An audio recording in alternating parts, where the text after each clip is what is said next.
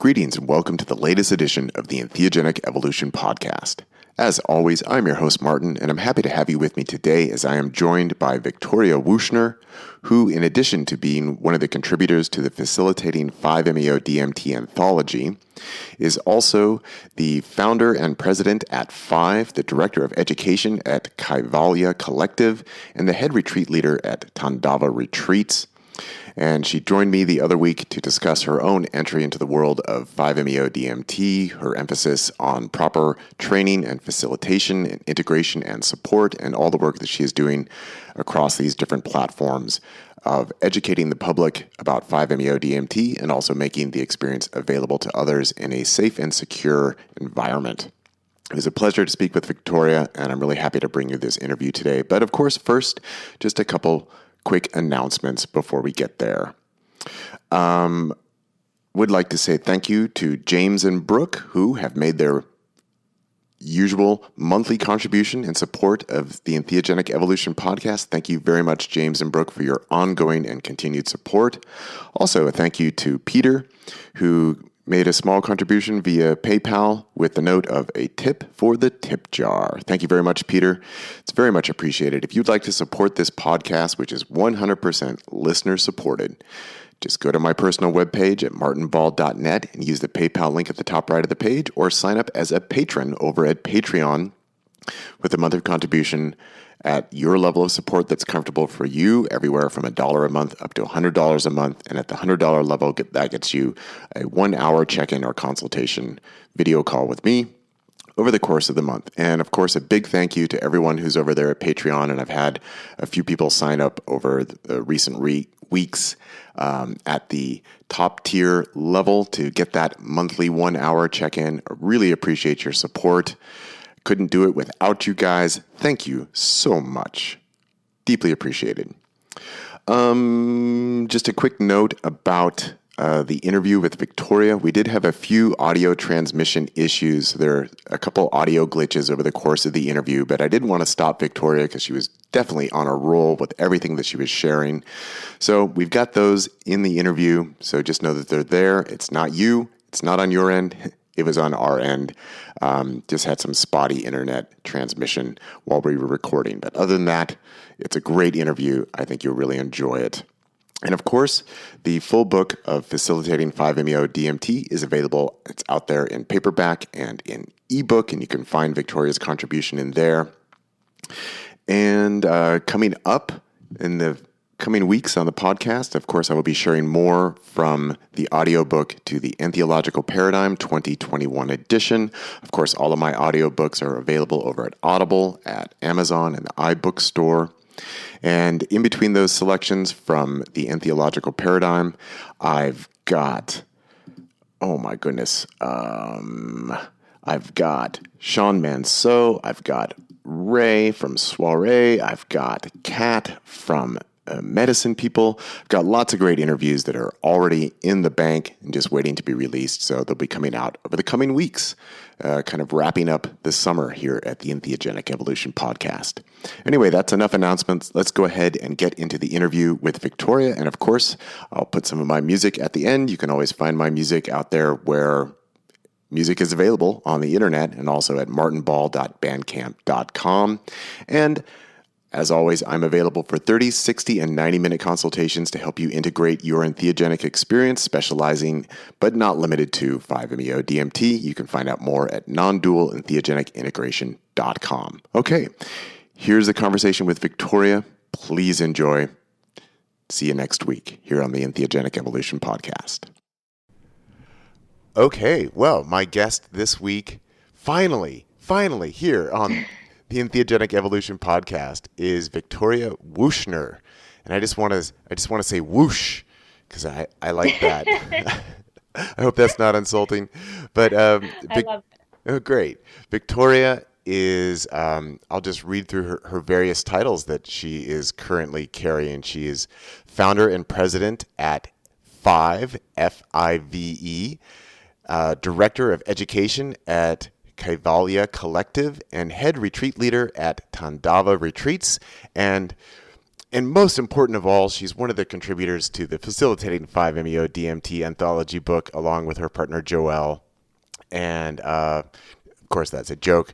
I assume you're a lot busier with all these other things that you're doing. But Victoria, welcome to the podcast. It's a pleasure to have you here. Thanks so much for having me here. It's an honor to be here, truly. So, Victoria, I want to talk to you about all the various things that I just listed right there. But first, I want to do the usual, and this will be our little get to know you section. You and I, we've had various communications. We've talked a little bit, but I don't know too much about you personally. So I would kind of like to start there, just kind of getting to know your story, how you got involved in this burgeoning psychedelic field of 5-MeO DMT. And I'd be very curious if you'd be willing to share what your experience with 5-MeO has been, and how you got inspired to really step up into this space and really take a leadership role of developing all these multifaceted programs and platforms. So let's start there. Beautiful. I'd love to share. Yeah, my beginnings with psychedelics were very interesting. I think, like so many of us, it began in more of a recreational fashion in my teenage years. And, that was fun and it was interesting. But it wasn't until about 19 or 20 years old where I really got a taste of what psychedelics and entheogens were really about. And it was at this time where I went to Iquitos, I traveled to Peru, and I did the whole ayahuasca thing. I did a pretty profound amount of ayahuasca for my first time really sitting with any medicine ceremonially, which was seven ceremonies in 12 days, and it really peeled me inside out. And it switched the way that I was approaching these medicines. I said I was more in a recreational fashion. When I sat with ayahuasca, everything changed. It changed the way that I understood these molecules to work, that they could be much more than a fun and interesting experience to more of a transformational, healing, profound, infinite experience. And so, you know, like my head was set on fire and I was looking for water. That's how thirsty I was to understand this whole infinite web of consciousness, if you will. And so that's kind of really where my path with medicines began. And so after ayahuasca, I worked with many different medicines. I, sat with different teachers, traveled the world, and, I didn't start serving medicine until about 4 years ago. With Kambo first, I always have an interesting story to tell here because, while when I sat with ayahuasca, I knew, okay, this is the path that I want to walk. I want to serve medicines. I don't know what my medicines are going to be. I'm not attached to what that's going to look like. Mm-hmm. And I know they'll find me in the right timing. And so my first kind of role of stepping into facilitation came with Kambo when, I found myself in Costa Rica, and in Costa Rica, there was this pretty extensive, intensive retreat that I was sitting in with many different medicines. And one of the medicines in that retreat was Kambo. It was three back-to-back days of it. And I was really not looking forward to it. I always kind of say that, people who look forward to Kambo are kind of one of a kind people, and I was not one of those people. It was profound. It was intense. I thought I was going to die, to be honest with you. But I went into that experience with a health condition, a really intense bladder condition that affected me throughout my whole life for like probably 5 years before that experience, really intensely, to the point where I was, in and out of the washroom every 5 to 10 minutes. And while that doesn't sound that intense, it really is, because, you can't go out for dinner with your friends without constantly being up and down from the table. You can't have a good night's sleep, and that really just kind of carries on into your day. So after these Kambo sessions, the 3 back-to-back ones that I had, it completely cured it.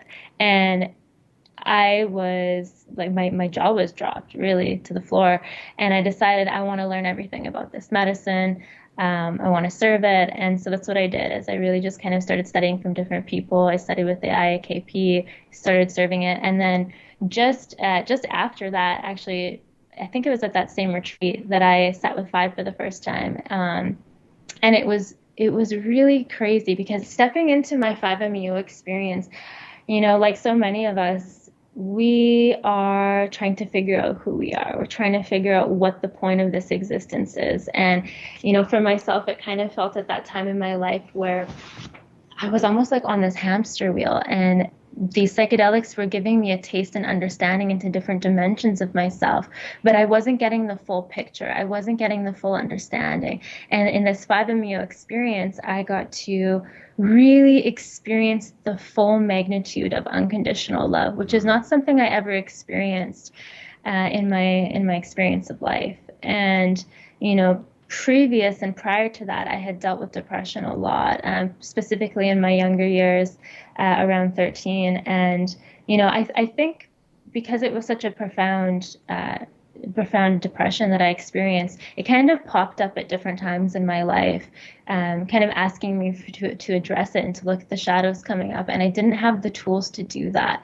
And so it was kind of this weaving in and out of my life of, spikes of sadness and, normal feelings of being, and then back to the spikes of sadness. And so in this experience where I got to feel unconditional love truly, where I was completely held and I was home, it shifted everything for me. I was able to start loving myself in a way that I had never been able to. I came out of that experience completely changed, and not only love myself, but I was able to love everyone outside of myself with such a passion. And they always say, like, it starts with ourselves. We can't love anybody else unless we love ourselves. So that's really where it started from. And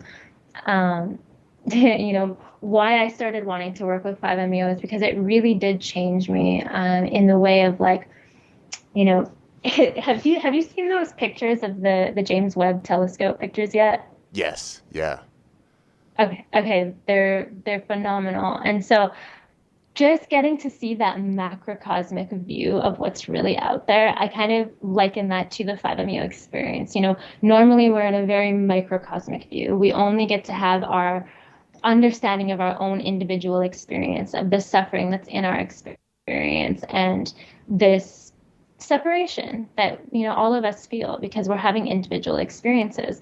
But then suddenly when we get to see pictures, for example, from the James Webb Telescope, our understanding and our perspective becomes so much bigger. Or I imagine an astronaut who gets to leave Earth and look at Earth from Mars or something like that would have a wider perspective. 5-MeO is very much like that, where our perspective is completely widened to the infinite level. And not only do we get to see that macrocosmic level of what the infinite nature of being really is, we get to understand that we are not separate from it. We are it, and so is everything else. And so that's really where my passion for this medicine came, because I was able to love myself, I was able to love others, I was able to see the world in a different way and really understand the complexity and the beauty, and just, the beauty in being present with every moment. And so after that experience, I really just tried to learn as much as I possibly could. I, watched documentaries, I listened to podcasts, I reached out to people in the community. Actually, Martin, you were one of the first people that I saw your stuff online, as you are a pioneer in this space. Yeah, I got to learn a lot from you just watching the stuff that you've been putting out, and, my partner as well. And so I did 3 trainings with 5-MeO, and this actually kind of leads into, when we'll talk about the whys of why 5-MeO, DMT information, and vital education got rolled out. I did 3 separate trainings, and the reason being was, after I learned so much about this medicine, as much as I could online and through books and everything, I felt like I was ready to really take that leap and start facilitating. And I did a training. It was 6 days. Oh my goodness. I learned nothing. I learned nothing. And, I was meant to feel confident and comfortable to go out into the world to serve the world's most powerful medicine. And I did not feel that way whatsoever. And I'm really grateful that I had the inner compass to be able to realize that I didn't have the tools necessary. I think that if my ego wanted wanted to get in the way there and say that that wasn't true and that I did have the tools. It definitely could have, but I'm happy that the ego wasn't in the way at that moment and was like, hey, do you know what you're walking into? You know, this isn't safe. This isn't something to be approaching lightly. You need to approach this medicine with reverence and responsibility. And so, you know, from that point, I reached out to my partner, who you know, Joel Briere. We weren't actually partners at this time yet, and you know, it was perfect timing. It was actually perfect timing. I finished my training. They needed an assistant for the retreats out where they were holding retreats, and I came and assisted, and I got to experience what it was actually like to serve medicine in a space that was, you know, with integrity, with preparation, with integration, because my first training didn't have any of that. I learned nothing about preparation. I learned nothing about integration. And so I really started to get an understanding of what a proper container was. And yeah, you know, now I'm here. I've finished 3 trainings. I'm feeling finally like I have the tool set to be able to serve this medicine. And, you know, that's kind of where Five was birthed, is, you know, wanting people who are coming to sit with this medicine to have everything that they need to feel safe, to really understand what 5-MeO-DMT is, to understand what preparation is, to understand what integration is. And yeah, that's a little bit about my story there. Well, thank you so much for sharing that, Victoria. And actually, I just want to add for everybody listening that you're actually currently on vacation with Joel. And so I want to just publicly thank you here on the podcast for taking time out of your vacation to share of yourself and to share of all the things that you're developing around 5-MeO. So I meant to say that earlier on, but just thank you so much for taking this time. And I just want to commend you for being very articulate in kind of going through what your process was. And I'd like to circle back around to just a couple things here. And first, I would just kind of comment that it's interesting that your story is kind of similar to a lot of people's stories, in the sense that, you know, most of us start out with psychedelics in some kind of, well, I don't know if I should say most of us, but a lot of people start out in some kind of recreational context of, oh, I just want to try these out, and oh, that's interesting, this is kind of fun, and so maybe it's a little strange. And for a lot of people, I think it is when they finally get to ayahuasca that becomes a big transformative event for a lot of people, because that's certainly when you're hitting, I mean, ayahuasca can be fun, it can be very pleasant, but as probably we all know, it can be really demanding. And so that can really shift things for people, because it's so intense and it's so physical and it's so powerful that becomes sort of a defining factor for a lot of people, of shifting from recreational curiosity to like, whoa, this is, you know, there's something really here. And Oh yeah. then this one point that I was hoping you might say a little bit more about, and I think again you articulated this very well, but I'm just kind of curious if you'd like to expand on it. That first experience you had with 5-MeO, where you describe yourself as experiencing just pure unconditional love for the first time, and that really gave you the ability to, first of all, love yourself, and then love all the expressions that are outside of the self and others. And this is really what I see as just the pure beauty of 5-MeO, that it does have this capacity to take people all the way into this pure sense of unconditional love, which, you know, sometimes people might drink ayahuasca for years and never have that experience. But even with 5-MeO, it's not something that everybody gets right away. So it being so impactful on you, and obviously this is something that a lot of people are looking for with their experience with 5-MeO. I'm just curious if there's anything that you would want to say around this, given, again, that many people are looking for that. For me, that it was my first full experience of 5-MeO DMT. It was just like, oh my God, it's all love. And it's all the self. Look at that. Amazing.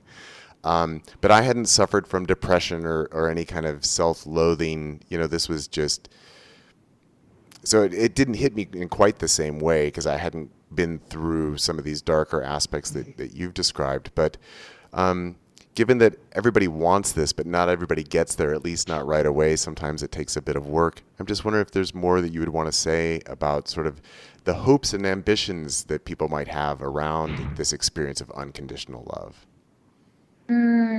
Absolutely. Yeah, it is something that people come into the experience hoping for, is having this, very non-dual experience where there's the bliss and there's the love. But like you mentioned, we don't always get that. And it can be difficult and challenging for people to accept if they go in with these kind of goals or these hopes. And that's something that we always like to prep people for, is we get what we need. And that can be also hard to hear, especially if it does end up being a challenging experience. Yeah. And sometimes it's almost like we need to work through some of our shadows and our darkness and, really get in there before we can have that loving, blissful experience. And, not if we don't get that blissful, loving experience, just kind of starting by opening up ourselves beforehand and saying that we're allowing anything that the universe or God or consciousness, whatever name we want to give it, is, gifting us, that it's meant to be for us and that it's okay. And, yeah, just being okay with it. And, it's really interesting. I use this geography, just at Campbell's Hero's Journey with people as they're coming to work with this medicine, as, this is a very mystical, religious, beyond the mind type experience. And as a facilitator, it's important to be able to help people to, through, and from the experience. And we need some kind of geography to do this. And, not everybody's going to be coming from a Buddhist background or a yogic background, but we could all come through from the Joseph Campbell's lens. It really works for everybody. So that's what I use. And as we're kind of going through the different stages that people can hit, once we leave that ordinary realm and we move into that mystical, supernatural, etheric realm, if you will, all those different kind of checkpoints that we can hit, as I'm explaining them in satsangs, in retreat setting, oftentimes people are like, okay, I need to and I want to get to that full peak experience, that gnosis, that knowledge through experience, that true awakening. And we always like to say there is medicine at every level of this experience. It doesn't really matter if you give somebody a big giant dose or you give someone a small dose. They are usually just as potent and profound as the bigger doses.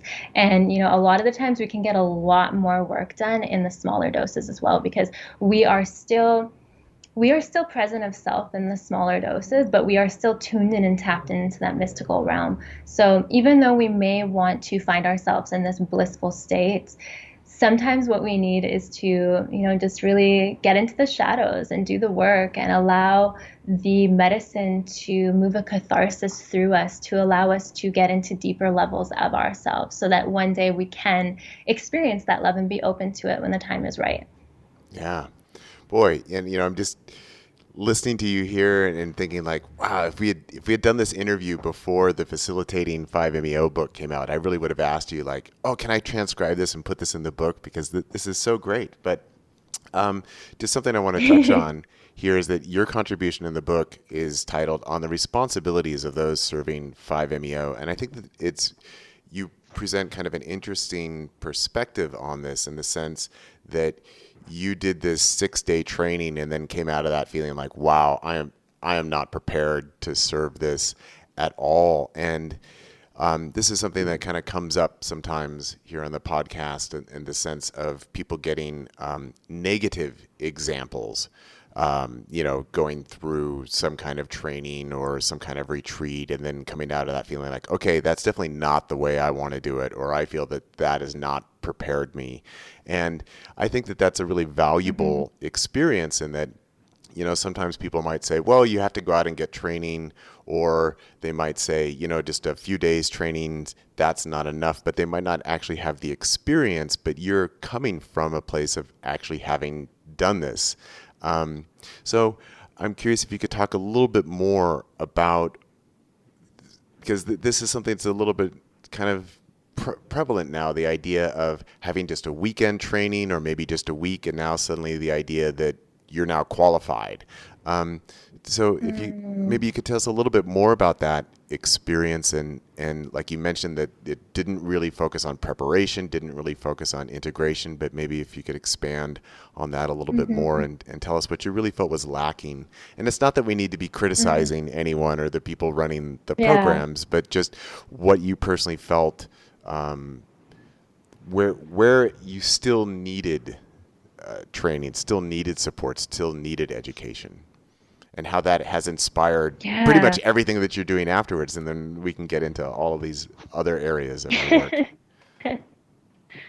Yeah, fantastic. Yeah, facilitation isn't just holding a pipe, because anybody can do that. Anybody. And, I think that it can be, after we have an experience with this medicine, because it is so profound and impactful, it is the mystical experience. There can be this attachment within our minds of, wow, that was it. That was everything I've ever been looking for. I'm going to serve this.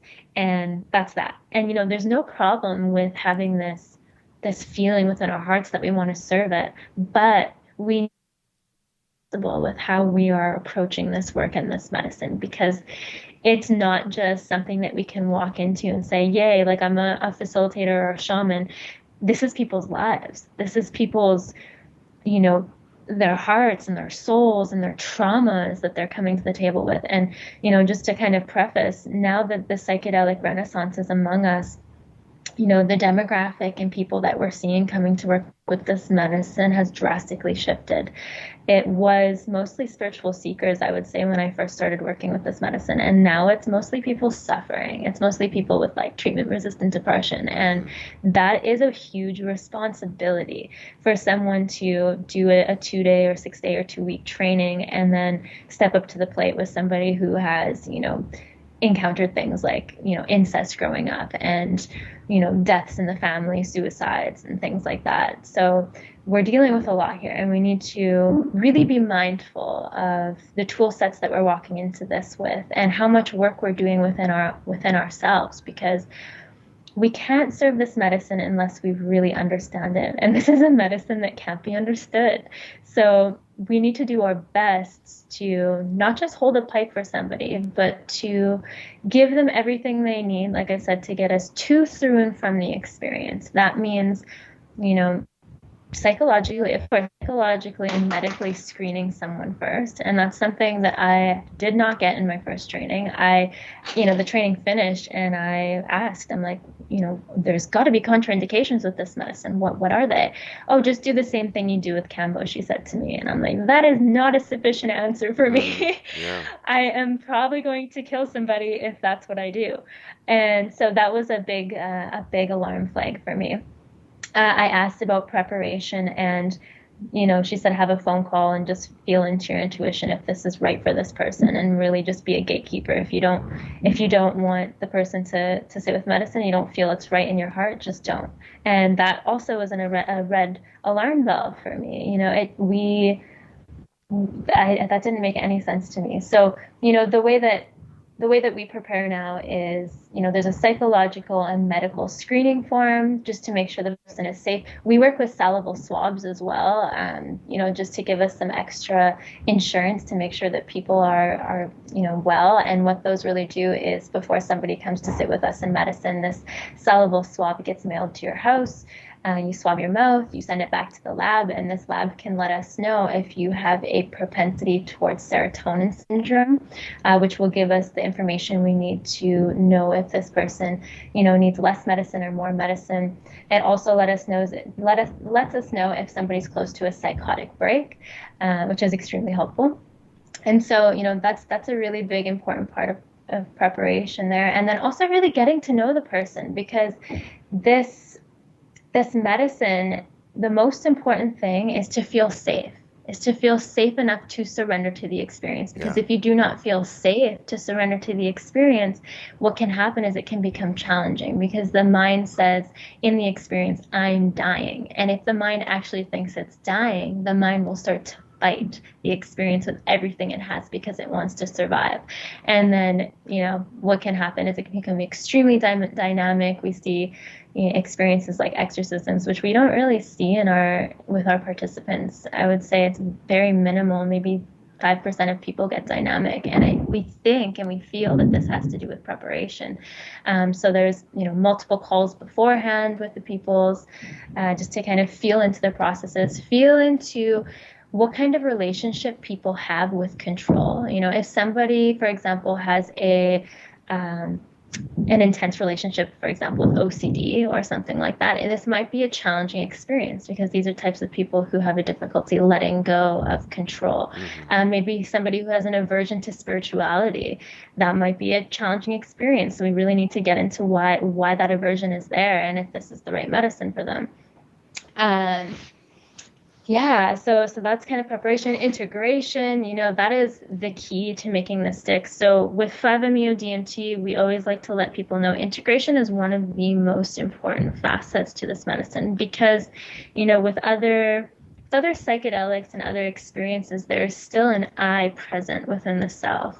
And we go on a visionary experience. And in that visionary experience, say with, psilocybin or ayahuasca, it's many hours of content. We may visit our ancestors, entities may come to us, whatever, past lives.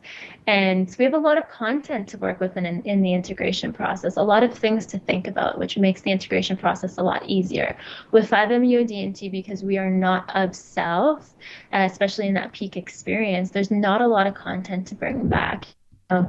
We don't see a lot of people coming out of the experience saying, I saw this, anything. It's maybe they'll see like a few colors, but for the most part, it's bright white light or a black hollow void, and it's more of a feeling. So if you come out of the experience with more of a feeling and less content to actually bring out with you, it can make the integration process very difficult. And that's why we kind of force people to take integration with us. It's included in it's included in the retreat package. They get 4 integration sessions over the course of a month, so they pretty much have to. And because there's no content, there's not a lot of content to pull out of the 5 experience. If you are not kind of pushed into doing integration, it can be a bit of a challenge to overcome, especially getting back into your everyday life of, making the time and the space. And, it really is, the jewels really do come through the integration process. What we put in is what we get out. And it's kind of like, I have this analogy, I call it the boyfriend or the girlfriend analogy. If we have a partner within our lives that we are not giving time and energy to, we're not, taking phone calls with them, we're not going on dates, they're going to disappear and they're going to leave our lives. But when we really put our energy and our time into it and we nurture that relationship, it's going to grow and it's going to become something beautiful. And the 5-MeO experience is just like that. We have this profound channel within us that is blasted open, and it's always been there, but it's blasted open to the point where we get to understand and be with it now. And the more love and energy and relationship that we put into it, the more that it expands within us. And through that expansion, we have an ability to tap into the different dimensions of being within our experience afterwards, which brings us, signs, symbols, synchronicities, an ability to follow the flow in our everyday regular life towards our dharmas. And, that's where we really get the juice, is in that integration, if we choose to engage it. And so, kind of to answer your question, what is lacking in these, personally in the training that I had beforehand, 2 of the ones prior to the one that I have with my partner, no preparation, no integration, no medical screening, no framework really of being able to get people through their experiences. And yeah, I'm just so grateful that there's a community out there that, are people like yourself, like my partner, tons of people out there that have more knowledge than I do and have been able to be there to teach me and guide me along my way. Which actually, just to preface, I'm thinking about what you were saying about the facilitation book that you just put out and my piece in it. And, the piece was really focused around mentorship. And, if we look at ayahuasca or we look at peyote or any of those types of medicines that have a long lineage, there's always been shamans, curanderos, different teachers that have been teaching those who come after them how to hold this medicine and how to guide those coming to sit with the medicine. And with 5-MeO-DMT, we haven't had that. It's been a new medicine. And I think it's all perfect the way that it is. And it was meant to come out in this way. But we are at a time now where we can learn from our mistakes. We can learn from what hasn't been working for people. And we can come together as a community to see what is working for people and how to best serve the community. Because I feel if we really come together, this medicine can and will change the world. And so that was really why Five was birthed. Oh, well, Victoria, I just feel I want to commend you again on just your articulation of all of these issues, that it's clear that you've really dived all the way into this. You've really absorbed a lot. You've really contemplated a lot about all of this, and you're looking at all the different facets of it. And even just what you shared, I think, is really a great argument for, this is something that I see pop up from time to time as people complaining like, why are people charging all this money for this? And, everybody who serves medicine, that they should be doing it for free. And I'm just hearing about, well, we've got the medical screening, we've got all this preparation work, then we've got the actual conscientious serving of the medicine, then we've got all the integration work and just all the time and energy and effort that goes into all of this. And the idea that anybody out there would say, well, you should be doing this for free rather than you should be making a living from how much time and energy and education you have invested in yourself and cultivated within yourself this ability to articulate all of this. I mean, I guess I'm kind of excited talking to you because you're quite a bit younger than I am. So, you kind of are representing sort of the next generation. And it's exciting to be able to talk with a young person like yourself. Because, I mean, as you know, when I was first introduced to 5-MeO-DMT, there was zero cultural dialogue around it. There were no examples that I could look to in any way, shape, or form.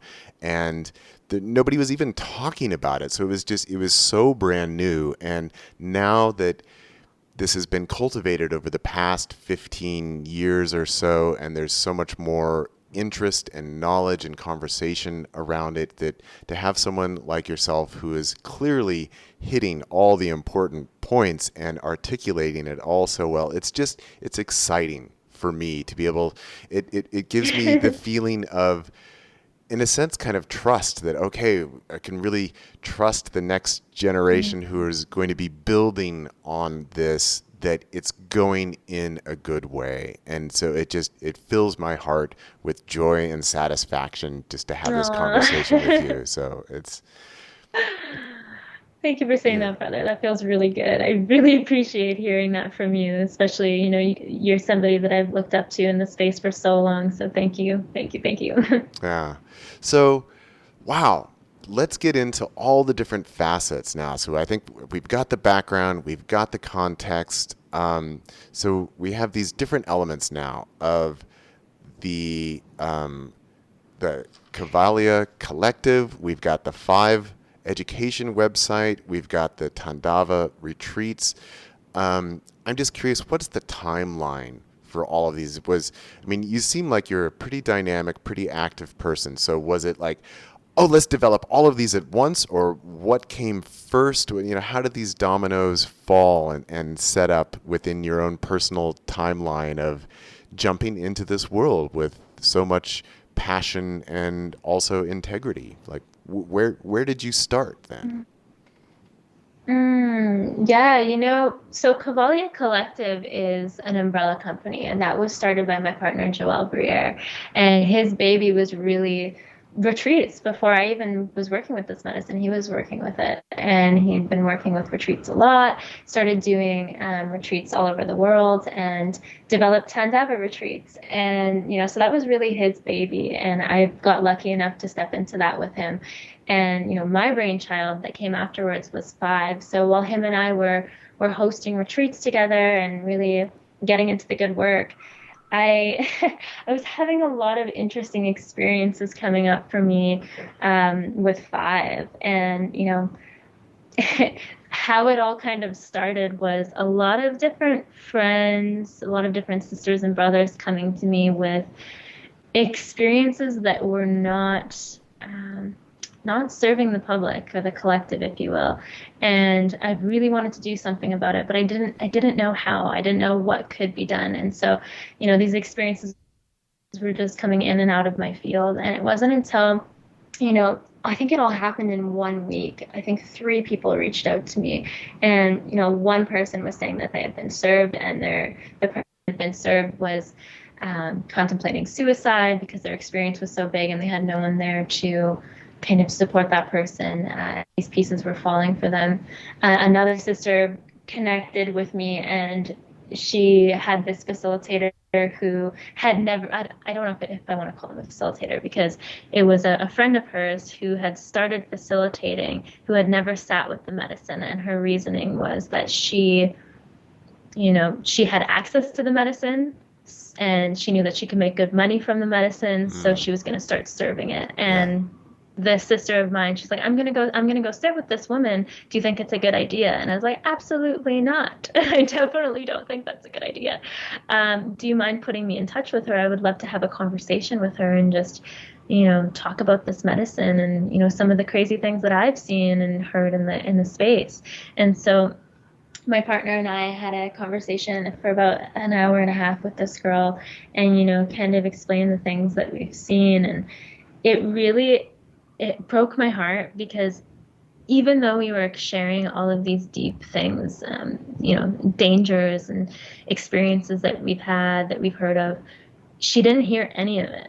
And she was still going to serve anyway. And I knew that walking away from that phone call, somebody was going to get hurt in some way, shape, or form, whether, psychologically, physically, maybe someone will die, and there's nothing I can do about it. And I remember having nightmares that night. I woke up and I was just in the shower, like, there's literally nothing I can do about this. And so that's when Five was birthed, was when I was in the shower, and I was like, we can't stop everybody who is, out there who could possibly harm someone. But what we can do is arm people who are ready to come and work with this medicine with the proper tool sets and understandings of what 5-MeO is, kind of red flags to look out for, how to kind of vet your facilitators, challenges, blissful experiences, absolutely everything. And that's why Five, if you head to the website, it's 30 pages.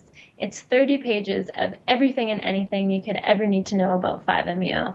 And it's coming from everybody in the community, not just myself, not just my partner. It is a space made by community for community, with all of the knowledge that's been, put together, that's been experienced from Martin people like yourself, Rak Razam, Joel Brewer. Like, there's so many beautiful minds that went into this. And yeah, that's really what we wanted to do. We wanted to put together a space where it didn't matter if it was somebody who was a first-time sitter with this medicine, to an avid psychonaut of this medicine, to a facilitator who maybe just started working with this medicine and needs some support, or somebody looking to facilitate this medicine who would like support. Anybody who is interested in this medicine in any capacity or any fashion can head to this website and learn everything they need to know if this is the right medicine for them and how to approach it. And so that's kind of how the pieces fell there. It was, the umbrella company Cavalli Collective was formed, Tandava Retreats was revolving and happening, and as we were doing retreats, Five has been birthed and just recently got launched. Yeah, so I've been mentioning the website here on the podcast since you guys launched it, but let's tell the audience where they can find that specifically. Absolutely, yeah. So this website is called Five, which stands for 5-MeO DMT Information and Vital Education, and you can find it at Five, spelled FIVE dash MEO.education.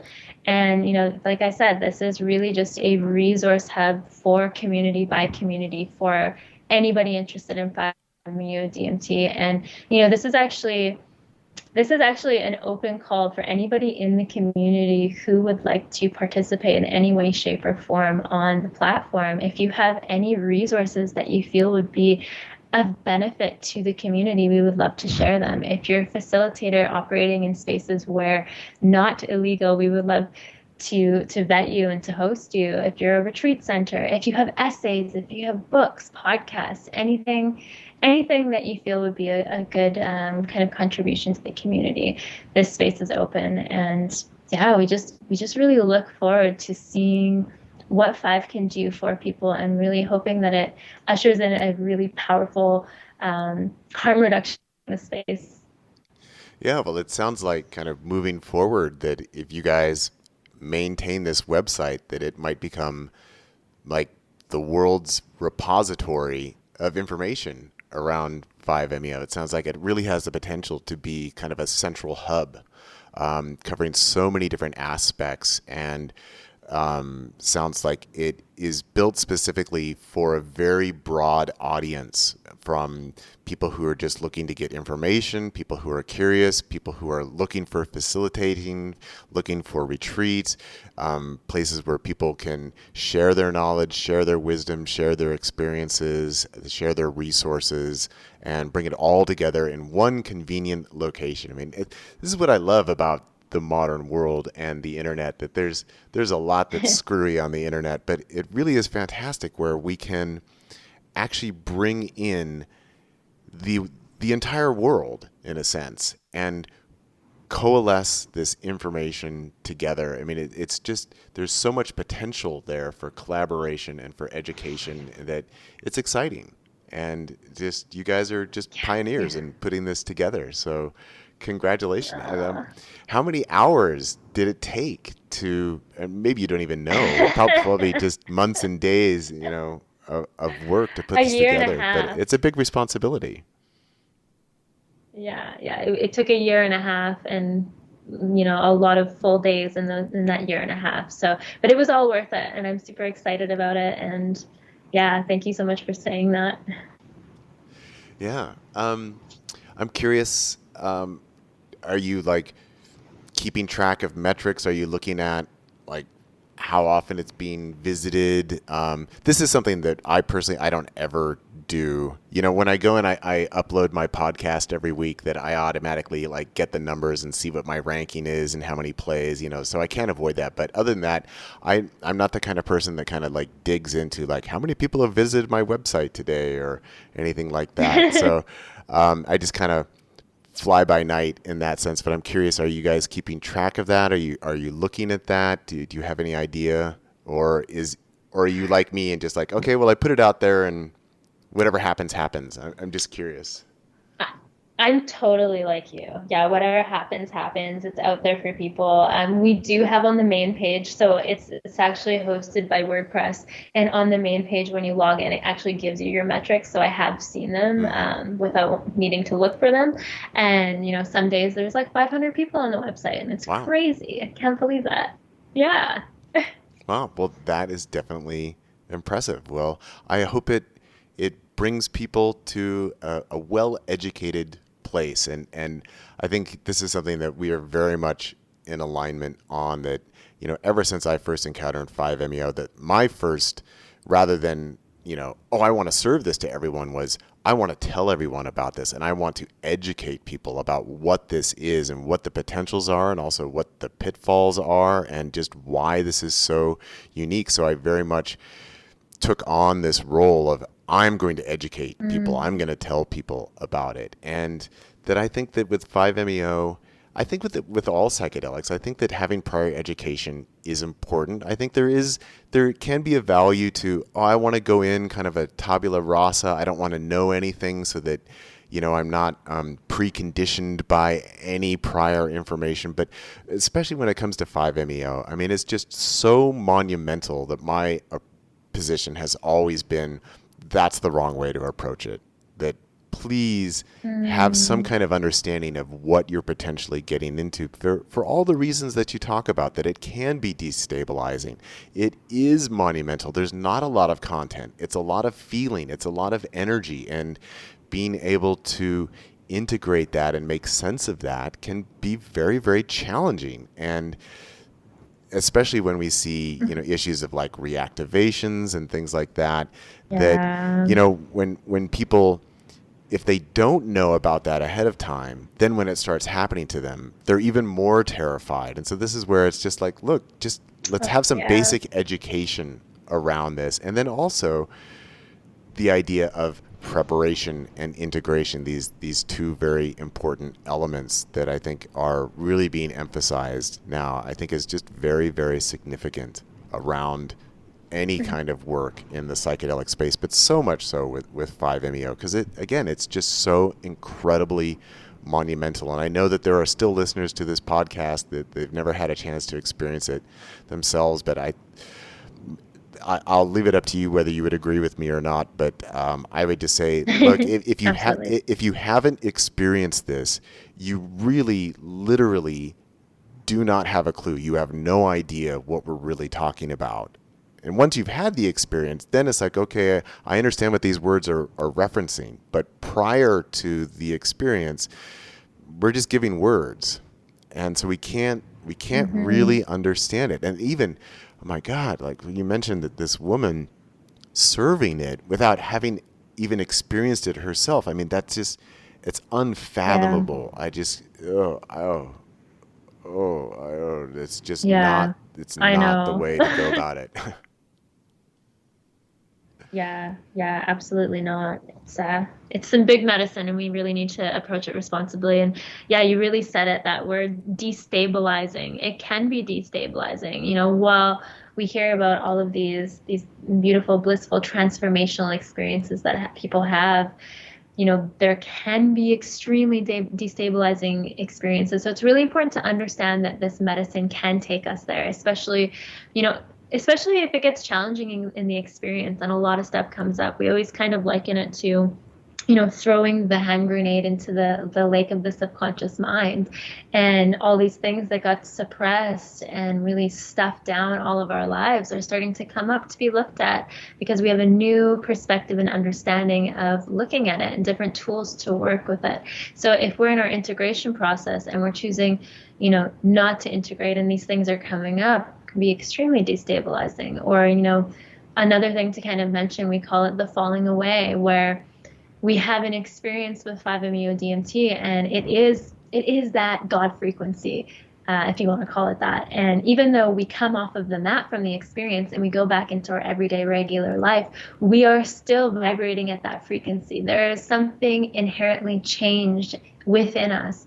And when we come back into our lives, oftentimes the things in our lives that fit us before the experience don't fit us anymore. And you know, if they're falling away, they probably weren't serving us anymore. But it can be very destabilizing because, for example, if you have a huge falling away, everything can fall away. That's what happened to me. My first experience with this medicine, everything shifted and changed for me. I went back home after integrating in Costa Rica for a month, having the most beautiful time in my life. I came back to a city, a jungle gym, and I went in my room and I did not identify with any of my clothes. I donated all of my clothes. I sold my sports car. At that time I was in fitness competitions. I was like, this is ridiculous. Why am I doing this to myself? I stopped fitness competitions. I couldn't even, it was so interesting. I was so not identified to my individual ego anymore, that you know, at that time when I was in fitness competitions, yes, I quit, but I was still going to the gym and I couldn't even look at myself in the mirror exercising. I had to look away or look down because I didn't want to identify with that person who was an overachiever of like needing to look or be a certain way. I wanted to be in my own space. So everything was shifting about me. You know, my friends, I stopped being friends with a lot of the friends in my friend group because I realized they weren't serving me anymore. I moved. There's so much to it. But if you are not already understanding that can come up and you don't have anybody to support you as a support system, it can be like, wow, if all of these things that were me are not me anymore, then who am I? And if I don't know who I am and I have no one around me to really be with me in this process, any integration specialist or, you know, someone else who's been through this, it can be yeah, like you said, Martin, destabilizing. So just really understanding all of the different minutiae that can come up from this experience and having a facilitator that can go over all of these things with you. Yeah, and That's really important. pretty much what you just shared right there from your own personal story and personal experience is exactly why anyone who is serving 5MEO must have their own experience with it for everything that you just described there, because if you don't have a personal understanding of the potential, the transformative potential, and even, as you say, kind of carrying this God frequency, which most other psychedelics and entheogens, they just don't quite get there, at least not in the way that 5MEO does. That it's so unique, it's so transformative that if you don't have personal experience with that and learning how to navigate your life from this new frequency, that how could you ever possibly serve this to anybody else and be of support for the aftermath that's going to arise for them, because there will be an aftermath. And I know that that word kind of has like negative connotations, but just the idea that this is going to make an impact. This is not just going to be, oh, that was curious or that was an interesting event and you move on with your life. It's this, oh my God, who am I now? Oh my God, what do I do Yeah. now? What have I been doing with my life? Where do I want to focus my attention? Where do I want to direct my energy? And that kind of that truth serum element of 5MEO, that when we go all the way into unity and unconditional love, it just presents itself as overwhelmingly, unquestionably true. And then when we fall back into the ego, into our projections and our lies and the ways that we hide and the ways that we manipulate ourselves and Mm. others, that it feels incongruous with that unconditional openness and love and just that authentic feeling of truth. And so it creates this catalyst of people wanting to find more truth and authenticity in themselves and in their lives. And for many people, that does mean radical changes are on the Hmm. horizon for them. And just like you've described for yourself. And so that's, again, this is where having education and preparation is so important. This is not just something that you get up and walk away from and go back into how everything was before. No, There's absolutely Yeah, not. there's this potential for radical change. And, for myself, the radical change actually came before I had 5MEO. And that's something that I attribute to why I felt it was so easy for me to surrender in that first experience, because it's like I was ready. And I feel very fortunate that I was ready in that sense, and that it didn't require, in that sense, that I make a lot of radical changes to my life, because it was the radical changes that brought me to the 5MEO in the first place. But for many people, it is then this deconstruction that happens afterwards and this rebuilding, which is not to say that from my first experience, like all the pieces fell into place, because it set off a whole new process of transformation. Um, but it's just my way of saying it's major, it's major, it's major. Please, everyone, educate yourselves. And as you say, going back to something that you mentioned earlier, this idea of really, it's so important to be with people that you trust in a place that you feel safe and a place that you feel that you can really be vulnerable and go through what you need to go through, and accepting that whatever this medicine brings to you is actually what you have to work with, and it's actually what you need. And it might not be that bliss, it might not be that unconditional love that you're really hoping for. It might be really difficult, or it might just be really strange. But that's having the trust that you are putting yourself in somebody else's hands who knows what they're doing and can care for you, it can Hmm. help you navigate, is just so vital. So again, I applaud all the work that you're doing in this area, because Absolutely. it's really necessary. Um, I would like to now shift and let's talk about Tandava retreats and kind of the process of putting together the retreat. I know that's something that you and Joelle spent a lot of time working on, developing the property and everything. So tell us about it, if you would.